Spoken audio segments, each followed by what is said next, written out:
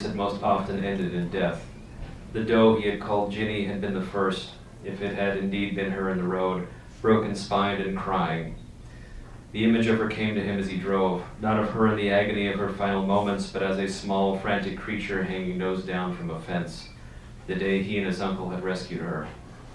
But the highway was an abattoir, and with an animal of this size, a full-grown moose, it was likely there would be nothing he or anyone else could do except what had to be done. He had brought the rifle in response to such odds, but despite this, despite everything he knew, he still held out some hope that he would not have to use it, that somehow the animal would have suffered some superficial injury and he would not need to remove the rifle from where it lay with the dart gun in the zippered case beside him. When his voice spoke into the engine hum of the cab, it was to this falsehood. You know there is no truth in it at all, every scrap a lie. And indeed, when he pulled the truck to the side and stepped out onto the street at last, the scene was much as he knew it would be. The pickup that had struck the moose sat in the center of the road at the edge of a scant collection of battered businesses cut into the surrounding forest land, its hood crushed nearly to the windshield, the animal a few dozen yards before it, one rear leg clearly broken, swinging and dragging from its new hinge point, its hip likely shattered as well, its faltering motion like that of a crab or an insect, or like some newborn of its own species, unsure of its footing, head swinging back and forth as if on a pendulum, and chocolate brown eyes rolling in their sockets. And then its sound, the sound of an animal of blood and bone that seemed to call out to him and to him alone, come to me. A call not unlike the honk of a goose or the weird blast of a tuneless horn, each note short and rising in volume and then cut off as the lungs were emptied, and each loud enough that Bill nearly brought his hands up to shield his ears. The sheriff said his name, and Bill glanced at him briefly and then returned his attention to the moose. A young male, a bull, not more than a year old. Bill walked sideways around it, towards its head, the sheriff following his motion. The moose's eyes rolled brown and wet, watching him, watching them all. How long, he said. I think they called you right after, the sheriff said. So half an hour maybe. What do you want to do here? As if in response, the animal started its terrible bleating honk again, mouth open, body once again lurching forward, slowly, as if possessed of some awful errand, down the street and toward the town. Bill moved as close to it as he could, squatting before it on the asphalt, voice calm, even as his heart beat wild in his chest, his own blood pulling toward the animal all at once as if magnetized by the agony. Shh, he said, it's gonna be all right. We're here to help. It's gonna be all right. The moose quieted again, and he stood slowly and stepped backwards to the sheriff. Who ran into him? Some mechanic from Sandpoint, the sheriff said. He okay? In the hospital, broke up his ribs and slammed his face into the wheel. There anything you can do here? I'm supposed to call that new fish and game guy. You haven't called them yet? Not yet. You want me to? Not very much. Then it slipped my mind. Bill glanced back at the smashed truck and then to the moose again. A half hour ago it had come down from the mountains, perhaps following a line of fragrant moss in the trunks of trees that lined a muddy creek bottom. And now it stumbled along the scant black road among men and women and children gathered for no reason other than to watch it go to ground. He breathed out slowly. There was a tightness in his chest and a feeling that he was caught up in something of which he could not let go. When he looked to the street beyond, he caught sight of her pickup as it trundled between the buildings and then came to a stop.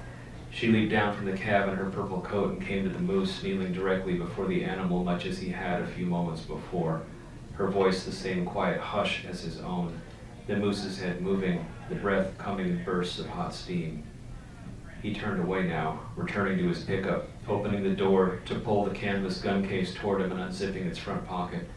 2 or 3 loose shells spilled out onto the seat, and he scooped them into his hands and then from the pocket extracted a small black box, inside of which rested a hypodermic needle and 2 vials of clear fluid, and a plastic tube containing a thin dart with a brilliant red tail.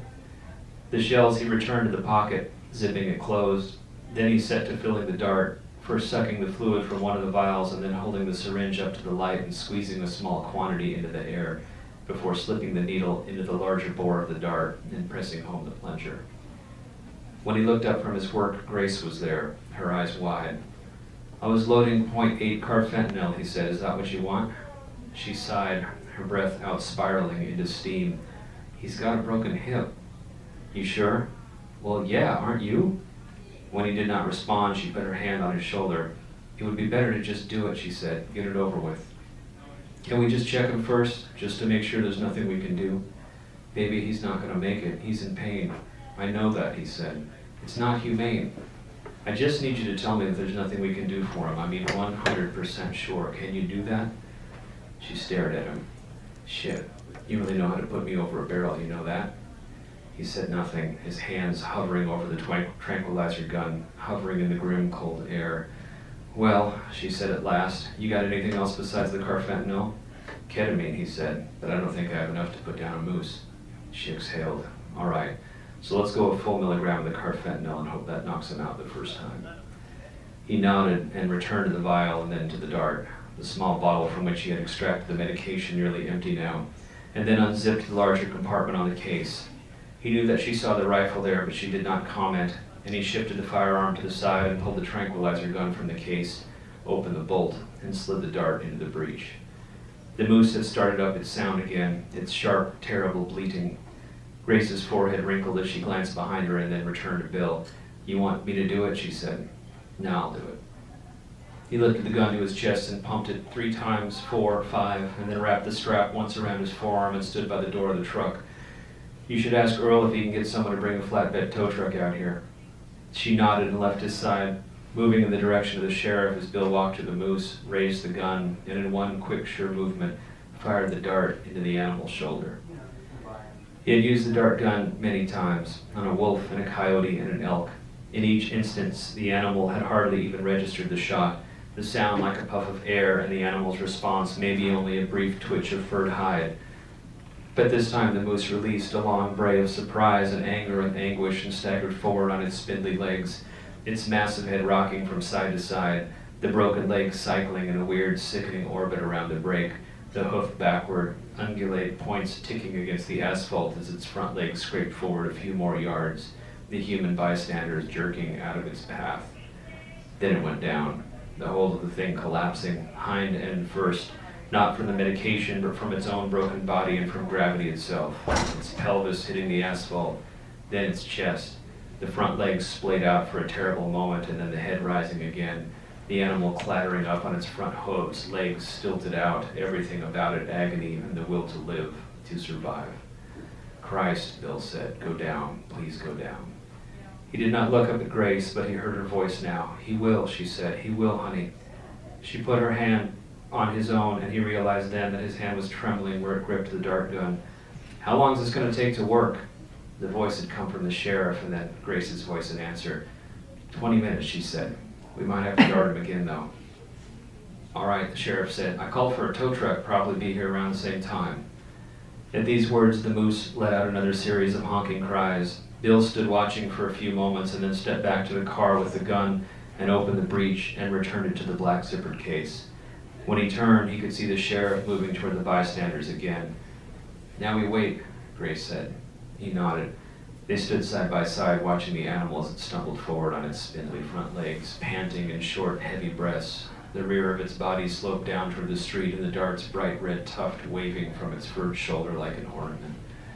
Bill leaned against the truck. I was just going to call you, Grace said after a time. Now you don't have to. No, I do not, she said. She smiled at him briefly, and he tried to smile in return. I was thinking I might come over for a visit. You got a sitter? Maybe. Why? You busy? Well, I wasn't before. Yeah, she said. Neither was I. They fell silent then, the two of them in the cool dusk, with their bodies just touching hip and shoulder and ankle. Her hand came into his own and squeezed and then held there, her fingers interlacing with his. He looked out at the moose standing sprout-legged in the road. Once upon a time, you told yourself that you would be no killer, that this was how you would live your life. And yet you learn and relearn that everything is the same. The animals will call you, and sometimes you will answer them with gunfire. Major's voice again, or maybe it was only and always himself and himself alone. When the moose began to go down, Bill stood in the street and spoke to it softly in human words, telling it that it would be asleep soon and that it needed to lie down so that it could be taken care of. And then the moose did so, as if it had considered the intent of Bill's words and had determined to comply. first by setting its head upon the road in an attitude of rest, of relaxation, then lifting that great head once, and then again, and then setting it down and moving it no longer, its chocolate eyes closing slowly and the head falling sideways, a limp tilting like a wooden basin tipping onto its side. Grace placed the silver disc of her stethoscope against its chest. "Heartbeat sounds good," she said. She shifted to the animal's flank and ran her hands along its hip again and again, her hands pausing and squeezing and then lifting the moose's rear leg and examining the break. When she was done, she returned to him, the stethoscope dangling loose around her neck. "That hip's pretty much shattered," she said. "Even if it wasn't, that back leg would need to come off at the joint. It's just hanging by a tendon there." "Shit," Bill said. "I'm sorry, baby. I don't know why I expected anything else. Moose versus pickup. There's only one way that story ends." "Sad but true." "You're not going to say I told you so, are you?" "How about I love you?" "That's better," he said. When the tow truck arrived, the hooked cable was wrapped around the animal's still intact rear leg, and those who remained helped guide the body up the ramp and onto the bed of the truck. Grace and the sheriff, and a deputy and a couple of wool-shirted men from town. Bill held the moose's great head in his arms, the animal's breath blowing against his chest in a great flood of exhaling air, and he remained there at the edge of the bed even after he had laid his head down upon the cold steel, its deep brown flanks growing darker as the buildings and forest land around them drifted into their night colors. Grace's hand was on his shoulder. "You don't have to, you know. We can call IFG." "No way I'm doing that," he said. "Okay," she said. "Earl wants to take him up to Muletown Road. You know someone to butcher it up there?" "I don't know, Bill," she said. "Probably. You want him to just lay out there?" "No," he said. "Maybe. Coyotes and bears could get a meal out of it. So could some family of people." He looked at her, her dark eyes, her brown hair and its loose curls moving to shadow. "Muletown," he said at last. "All right." They formed an unlikely caravan then, the sheriff with his lights flashing, followed by the tow truck carrying the incapacitated moose, then Grace and Bill, the two of them side by side in Bill's truck, moving up the highway to the north and then onto Muletown Road and into the deep forest, following that path to a turnout where the sheriff exited his cruiser and waved the tow truck back until the metal platform of its bed extended off the shoulder and into the trees. They parked and watched as the bed tilted and the winch unspooled and the moose slid from the metal to the dirt and grass, tilting at an odd angle and actually rolling over once, its three good legs flopping around the orbit line of its body before coming to rest. When the sheriff unholstered his pistol, Bill cleared his voice. "I think I better do it," he said. "You sure about that?" the sheriff said. "I'm sure." The sheriff looked at Grace for a moment. Bill did not know if she gave some sign of her acquiescence to such a plan, but the sheriff's pistol went back into the holster on his belt. He nodded at Bill and then stood there waiting. The moose lay in the ferns and grass under the cedars, silent but for its breathing. Bill had removed the rifle from the case, the same Savage 99 he had owned since he was a teenager. His actions now were not unlike those he undertook when loading the dart gun with its tranquilizer. He pressed the cartridge into the breech and then stood with the lever down, the breech open. He could feel Grace near him somewhere, her hand or perhaps her quiet voice nearby. The sheriff, the tow truck driver, a deputy whose name he did not know. "You know where to hit it?" the sheriff said. Bill did not look at him and did not answer. He could feel once again the animals in their dens, their noses lifted to scent the air, watching him with their poised and myriad senses even from all these many miles away. Above him, above them all, the sky had gone full dark and stars seemed all at once to rise from the tops of the trees, their pinpoints wheeling for a moment across that black expanse, only to return once again to those needled shapes, as if each light had come up through the soil, through the epidermis of root hairs, and into the cortex and the endodermis, and at last up through the open xylem, the sapwood, through the vessels and tracheids, rising in the end to the thin sharp needles and releasing finally a single dim point of light into the thin dark air, only to pull one back from that same scattering of stars, the cambium pressing down the trunk, pressing back to black earth, time circling in the soil and the silver-tipped needles, time circling in the big sage and cheatgrass of everything to come before.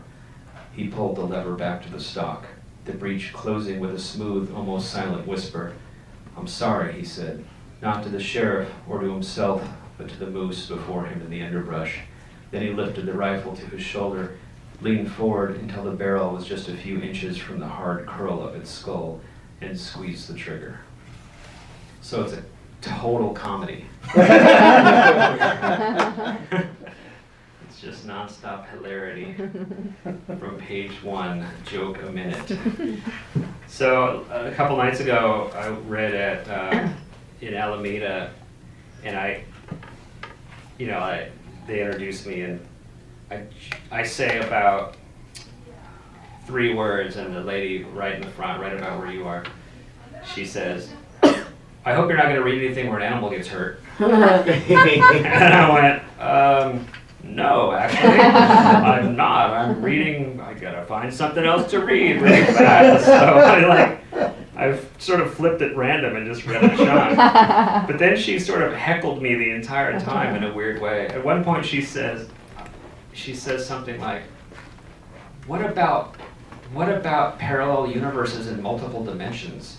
And I was like, I think you're misinterpreting my book. I actually thought of David Mitchell. I thought, I think you're looking for somebody else's book. You ever read The Bone Clocks? So the book is, as Monica said, it's really, I don't need this anymore, right? Okay, it's really about, it's about a couple kids who grow up in Battle Mountain, Nevada, and in the 80s they moved to the big city of Reno, the city that is in the 80s like the cocaine hub for the West. And they see a lot of people with money, and in the 80s in particular, it's very much a cash culture, and it's a service industry, so people have, big rolls of tips in their pockets, and Thursday night or Friday night they go and blow all that money, and my characters are pretty broke, and they're 20, 21, and they really want to catch a break. They want to catch a break in the way that the lower middle class always dreams of catching a break. Just, if I can just get a month ahead, maybe everything will be okay. And they're always a month behind.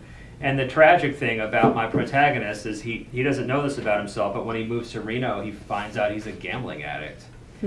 And that just hurts all the more. Yeah, right? And they make some extraordinarily bad decisions, and one of them goes to prison for a long time. And my protagonist moves up to North Idaho, where he essentially inherits his uncle's wildlife rescue. And so he ends up doing that work for a long time, and he's pretty successful in changing who he is. Heidegger talks about the event horizon of being as what he calls things in themselves, like the physical accoutrements of life, like you are situated in a physical world. And one of the first things that alcoholics are told to do to save themselves is to remove themselves from the orbit of other alcoholics, right? And this is essentially what he tries to do. He surrounds himself with animals. He believes that his work there is morally right. So when he gets calls like the call that I just read, where he has to go and deal with an injured animal, which is something that wildlife rescuers have to do routinely, that rubs very hard against his new sense of morality. Like he understands that he has to do it. He has that discussion with Grace, his veterinarian girlfriend, like, we should just put this animal down right now. But it's exactly contrary to this new ethical viewpoint that he sees himself in.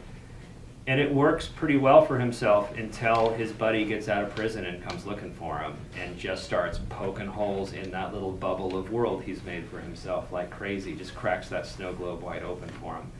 And still, he tries so hard not to engage. He does everything he can through the whole book trying not to engage, because he just, that's the choice he has made, to not engage with this kind of thing. And of course it's a novel, so in the end he engages big time, Any questions or anything we can talk? Tom Barbash! Did you know Bill at Squaw? Yeah, I was in the nonfiction group last year. Yeah. No, but I remember you were reading last year at Squaw. That was lovely. Yeah. I forgot your name already. Chris. Chris. So this is Bill. This is Chris. Hi. This is Andre. This is Y. This is Monica. And this is my sister Lisa. your sister Lisa. Yeah. Oh, so you know Lisa. Pretty well. And this is Tom. And I just plugged you in something I did in the Rumpus or something. I was pleased to see that. Yeah, it was all lies, and but it's anyway. mutual. So, I wanted to ask, because actually, the woman who did the interview she was telling me about Andrea, about researching, and that you'd gone on a chat room to talk to people who'd been dealing coke in Reno or something. Yeah, or totally. So how do you, like, what chat room? Because I've been looking for that. Like, can you talk a little bit about you know, like, because actually, and I've got something I'm writing now that's set similar time, and I'd love to go find some people, you know, like how one does that, finds the right sort of source material. Facebook. Yeah. Okay. Seriously, yeah. Like I found there's a punk rock guy in my town named Kevin Seconds, and he's from this seminal straight edge hardcore band called 7 Seconds, and they're a Reno band. And I asked him that question, like if it was 1984 and you were going to score cocaine, and he's a straight edge guy. So,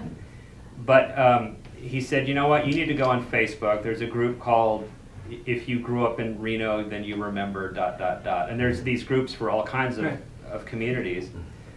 And I posted that question there, and I got like 80 responses in like 3 hours. Wow. Yeah, and people were like, I would go here, and then they like the next one would be like, no, like you don't know what you're talking about. You'd go here, you know. It's like, and then it would be like, no, that's where you go to get meth. Like, it's like, I mean, it's just like it was a total shopping list of debauchery. And then this lady, like, the 81st comment is this lady Kathy Eastland, and she says, like, these people don't know what they're talking about. I was there. You need to talk to me. Oh. So I sent her a Facebook message, and it was clear really quickly that she was right.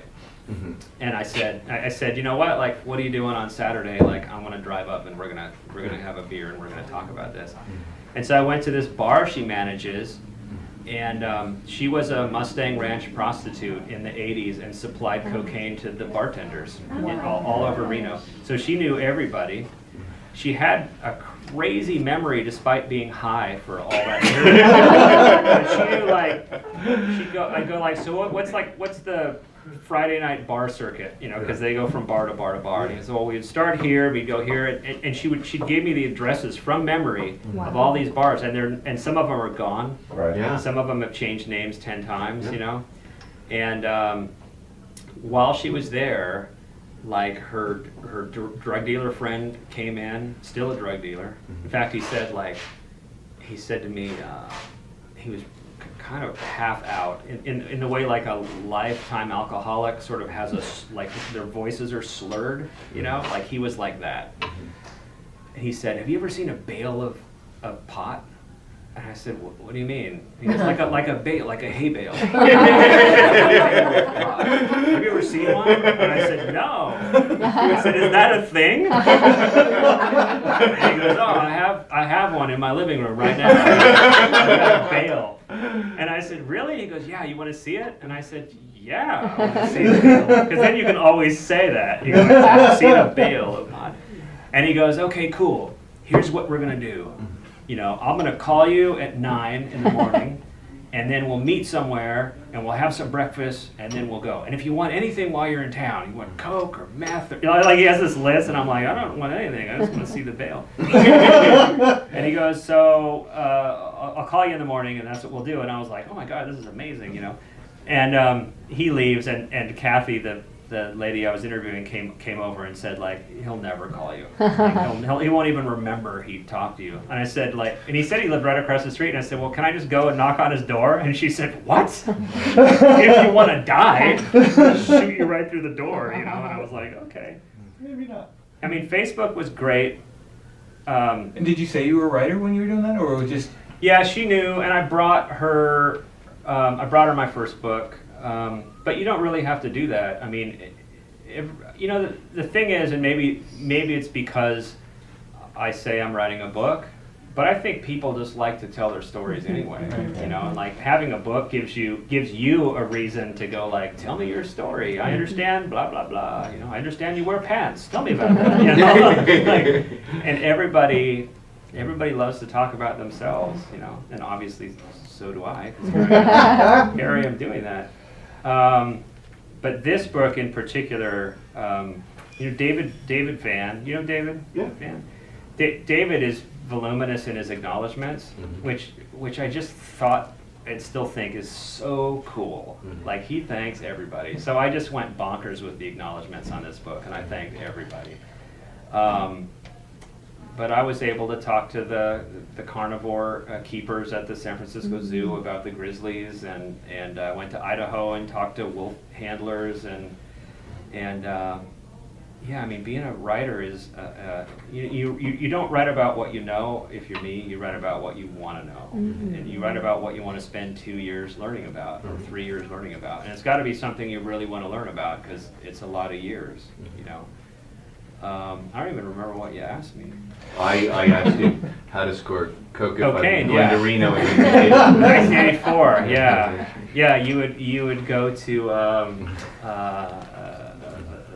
Spats, not Greg Spats, but Spats. You'd go to God, what's the place?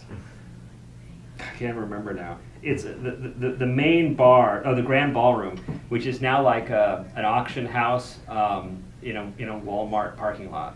But it was like that was the high class Coke bar back in the day. And then I like rewatched Miami Vice and 16 Candles and Breakfast Club and all that, just to remind myself what the vernacular was back then, which I didn't end up using too much actually.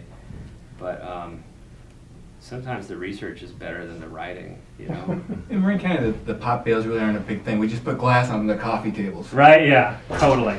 Totally. Well, now, like, I mean, I think everybody has a bale of pot now. The best bale of pot scene is in one of the Harold and Kumar movies when he actually makes love to a bale of pot. Really? Yeah, he actually has. It becomes.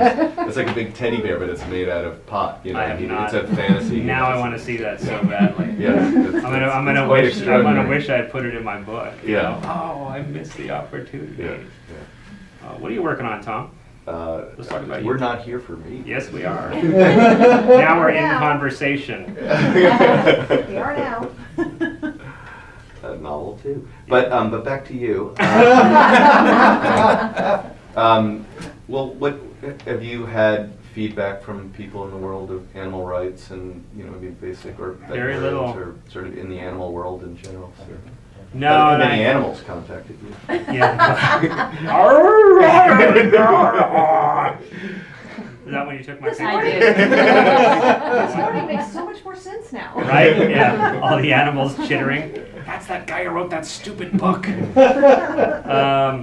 No, and it, when with Infinite Tides, I bought an extra case of that book and I mailed it to like every scientist I admired, but I haven't done that with this one yet. Yeah. But I will, and I carpet bombed the scientific community. You know, everyone from Ira Flato to everybody. Yeah. You know. But I haven't done that yet, and no, I haven't gotten too much feedback from readers really at all yet.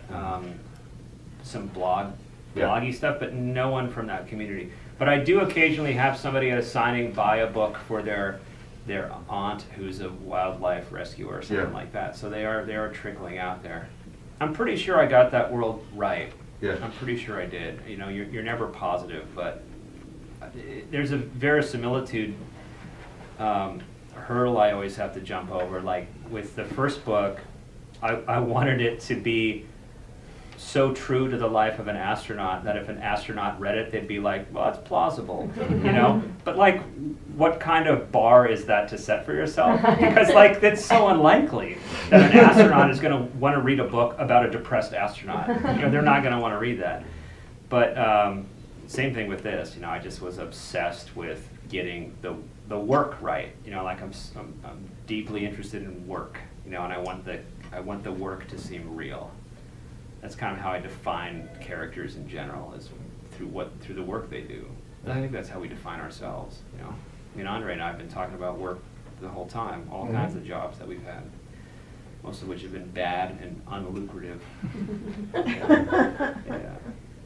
What else? What else should we talk about? That's it? Where did your inspiration come from? I mean, you said that you wanted to write about something that you didn't know. Where was that sort of, I guess, burning desire that you had to learn about this type of life?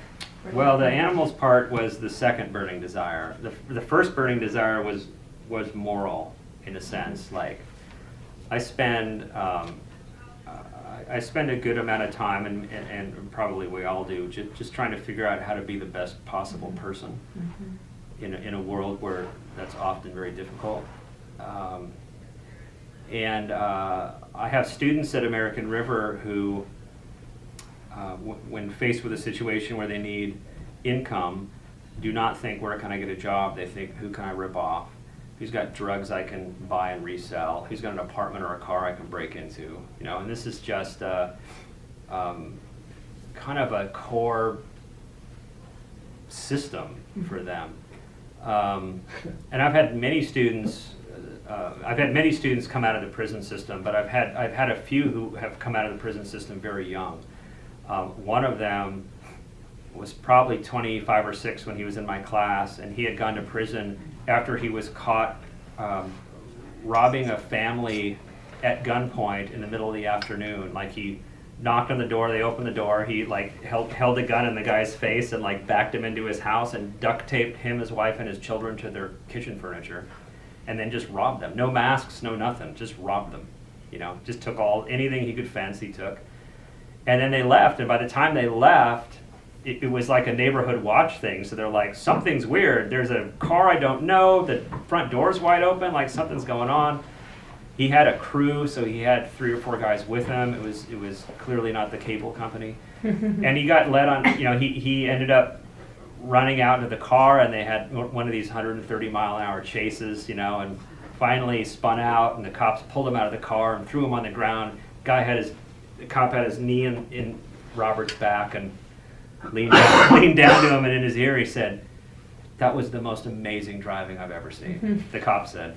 And he said, "Thanks." And the guy said, "You should have been a cop." And he goes, "Really?" And he goes, "Yep, too late now."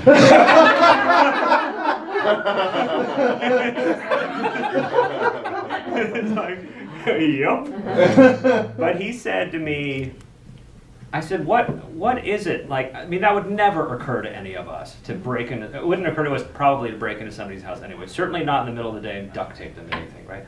There's many people I'd like to duct tape to things, but they're not strangers. It has nothing to do with robbery. I know, right? Yeah, it's just shut up.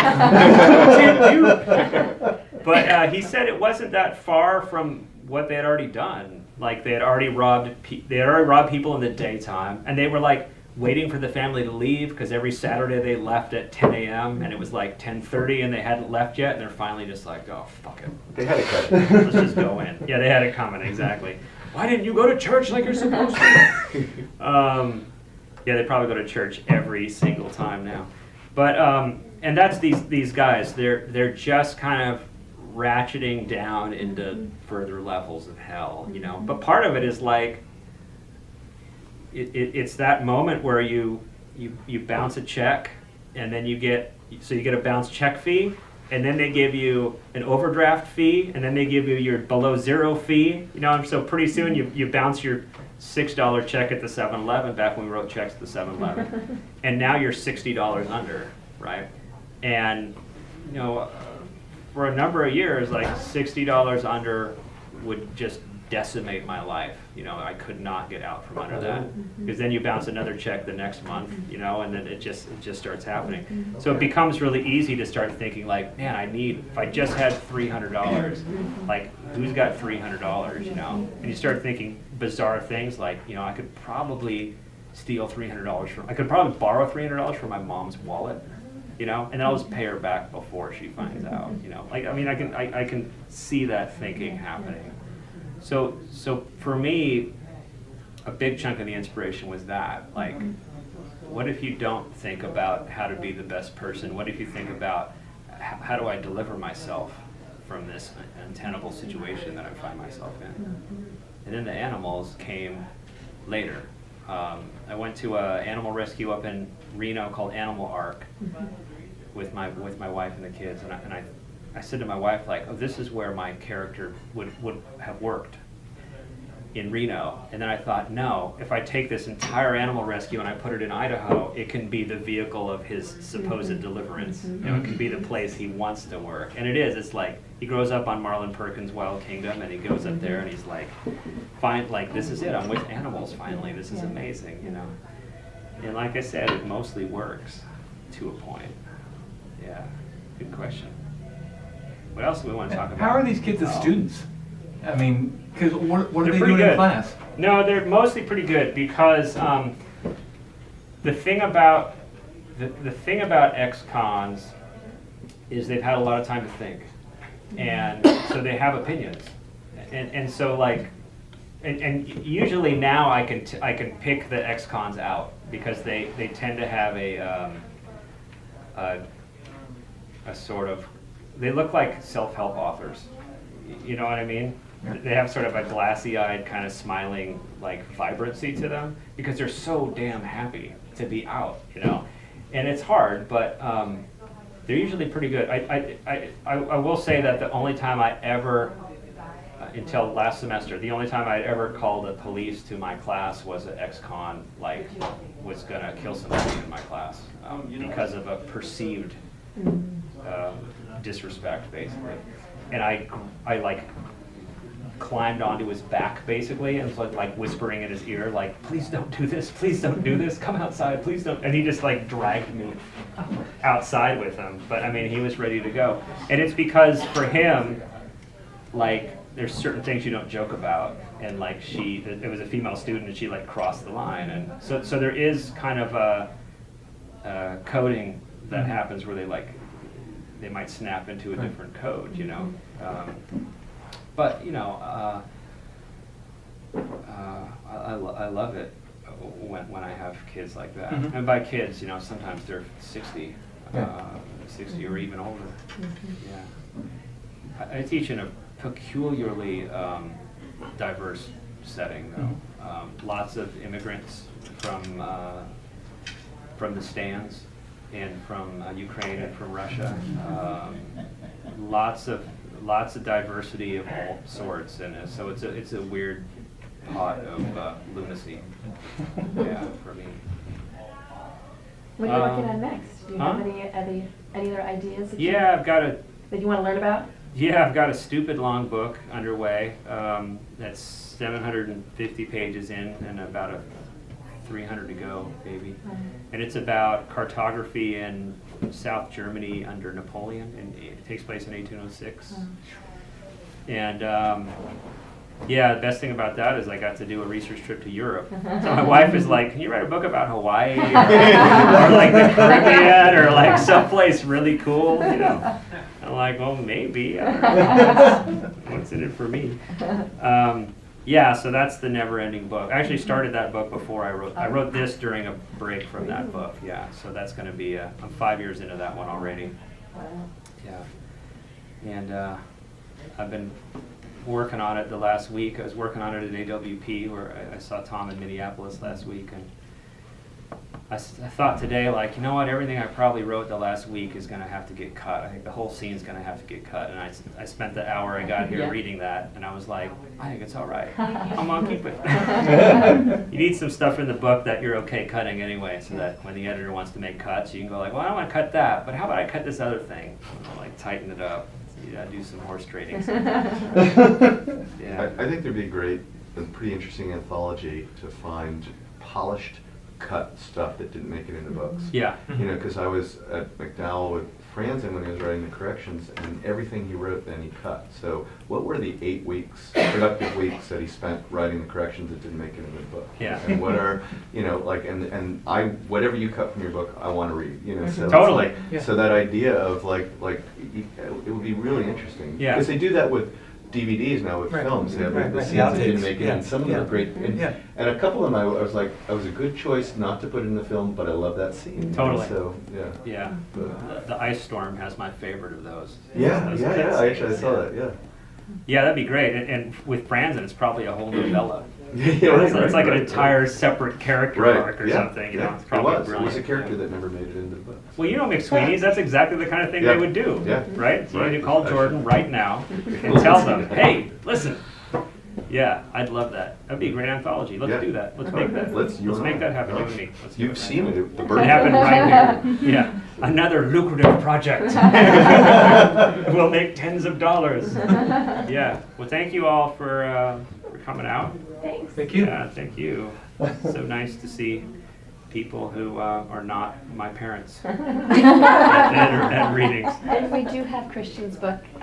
He's going to be signing copies here, but at the cash wrap. So if you would Yeah. like a personalized copy, please. Oh, and I have this too, by the way, in case you want to spend yet more money. I made a soundtrack to my book. Oh, cool. And so buy this and then buy a record player. On your but it's also on iTunes if you want it digital. But this has a download card. But this is on gorgeous clear vinyl. The record company did a marvelous That's job. beautiful. Beautiful. Actually. Yeah. Hold it. Let me get a picture of you. Yeah, that's a picture. Let me take off my pants. If I've seen enough of that. It's cool. Clearly you know. So, I know, right? All right, ready? All right. Done.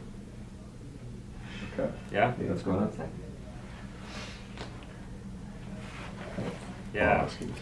And this is real soundtracky. Side A is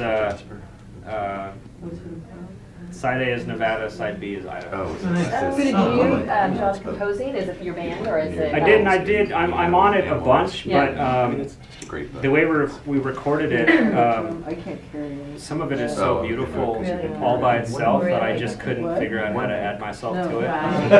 There's like a solo guitar piece on there that came in so beautiful that I just was like, you know what, I'm just putting this on just Yeah. like this. Yeah. So Oh, that's great. yeah, because I already have it turned out. I'm super proud of it. Wow. Yeah. That artwork I wanna on buy the front is beautiful. Yeah, it's Yeah, hand yeah, screened, I have hand both silk of screened. those. Gorgeous. Yeah, And this then you do- Portland you do electricity record for company, that? Jealous Butcher did it. Really? And, yeah, they just Backpacks and. knocked it out of the park. Gorgeous. Yeah, yeah. That is great. Thank you, Monica. Thank you so much for Yeah, coming today, yeah, Christian. thank you. Thank you very, very much.